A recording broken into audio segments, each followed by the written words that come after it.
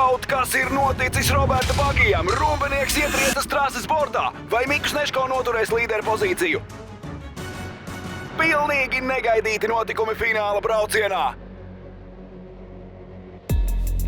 Latvijas autokrosa čempionāta otrais posms aizvadīts. Nedēļas nogalē devāmies uz Lietuvas ziemeļrietumu reģionu netālu no Pluņģes pilsētas, kur notika aizraujošas autokrosa sacensības. Laika apstākļi bija lieliski. Gan saule karsēja, gan ik pa laikam vējš atdzesēja sakarsušos fanus. Gar trasi izvietotas vairākas tribīnes, no kurām vērot aizraujošas cīņas. Bija arī ēdināšanas teltis un bērnu atrakcijas, kas padarīja šo pasākumu arī par lielisku ģimenes izklaidi. Sacensības sākās ar kvalifikācijas braucieniem un kopumā piedalījās vairāk nekā 80 sportistu. Redzējām gan vietējos Lietuvas talantus, gan pieredzējušos sportistus no Latvijas. Trase bija lieliskā stāvoklī, bieži tika līdzināta un laistīta. Sportisti demonstrēja savas prasmes un arī drosmi daudzos trases ārkārtīgi ātrajos līkumos. B1600 raķetes uz 4 riteņiem. Šajā klasē spēku un ātrumu parādīja pašmāju sportists lietuvietis Kestūtis Krakis ar 140. numuru. Kvalifikācijas braucienos lietuvietis ar čempionāta līderi Niku Apfelbaumu iesaistījās sīvās cīņās. Finālā Nikam diemžēl izstāšanās un uzvara atdota lietuvietim. Kopvērtējumā Apfelbaums tomēr saglabā 1. vietu, 2. Rinalds Apiņš un tikai par 1 punktu atpaliek 3. vietā Māris Riekstiņš.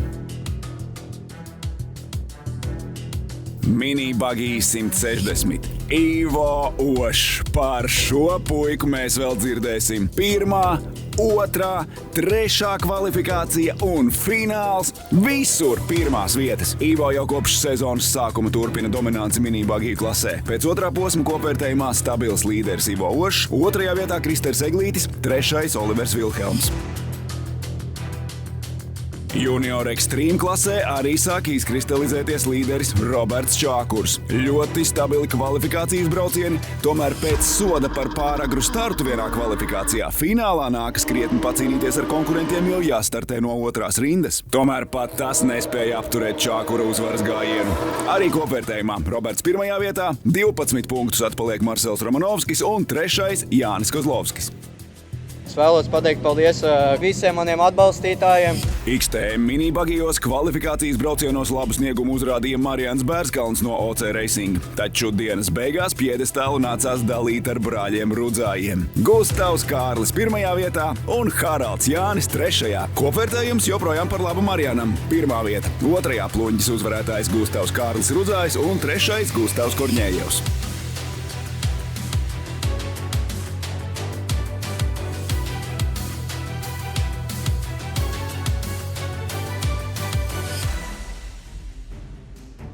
Extreme Bagī. Te bija ko redzēt. Episkas cīņas sportistu starpā. Rumbenieks apņēmības pilns visos kvalifikācijas braucienos noturēja līderu pozīciju. Komanda bija pastrādājusi labi, Bagijs tehniskā kārtībā un pilots motivēts uzvarēt.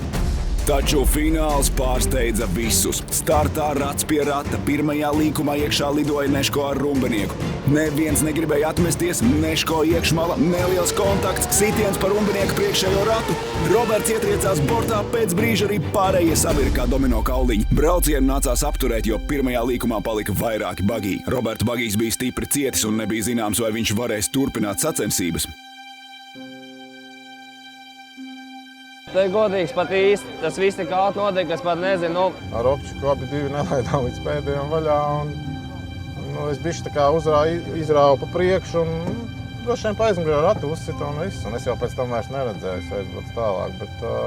Un tagad mehāniķi dara visu, lai uzstājas finālu un tur viss priekšmās bija, visi izārdīti. Tikmēr starts jau tika dots salona automašīnu klasē. Kā ierasts Open klasē lielisku sniegumu parādīja Ints Jeršovs, nobraucot katru kvalifikācijas braucienu 1. vietā. Veiksme tomēr atkal novērsās no Inta dienas 2. pusē un fināla braucienā uzvarēja Rudolfs Bogens. Arī kopvērtējumā līderu pozīciju saglabā Bogens, tikai 2 punktus aiz viņa Ints Jeršovs 2. vietā, 3. Uldis Megnis.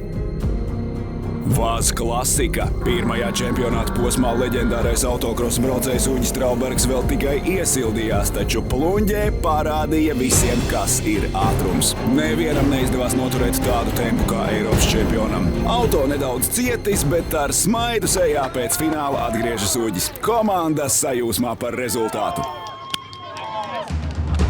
Laika nebija daudz, lai atkārtotajam startam sagatavotos ekstrīmu klases sportisti. Starta zonā atgriezās arī Roberts Rumbenieks, bagijs salabots un pilots gatavs no jauna mesties cīņā. Atkārtotā fināla brauciena sākumā Neško vadībā Rumbenieks seko. Vēl aplis, lai izcīnītu uzvaru, bet tajā mirklī Roberta bagijs kļuva nevadāms, trieciens pret barjeru, izstāšanās. Ļoti iespējams jau pirmās avārijas laikā bagijam bija puses bojājumi, par ko mehāniķi nezināja. Šādā slodzē tehnika mēdz pievilt. Roberts bija ļoti saniknots par šādu iznākumu, jo pazaudēja vērtīgus čempionāta punktus. Neško finišēja pirmais, saglabājot pirmo vietu arī kopvērtējumā. Uz otro vietu pacēlās Jānis Bogdasārovs un pēc neveiksmīgā pluņģes posma uz trešo vietu atkrīt Roberts Rumbenieks.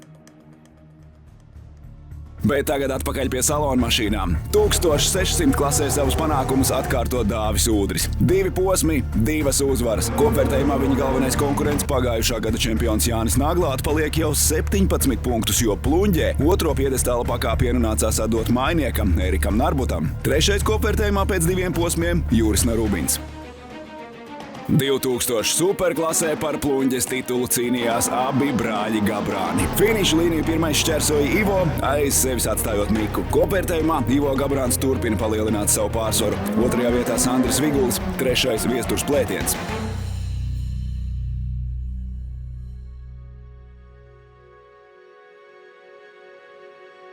Kopumā autokrosa sacensības pluņģē noritēja veiksmīgi. Dalībnieki demonstrēja augstu braukšanas līmeni un sagādāja daudzus iespaidīgus pārsteigumus. Skatītājiem bija iespēja baudīt aizraujošu un dinamisku sacensību dienu. Ar nepacietību gaidām nākamās sacensības 6. un 7. jūlijā Jēkabpilī Pilskalnu autotrasē. Uz tikšanos nākamajās sacīkstēs!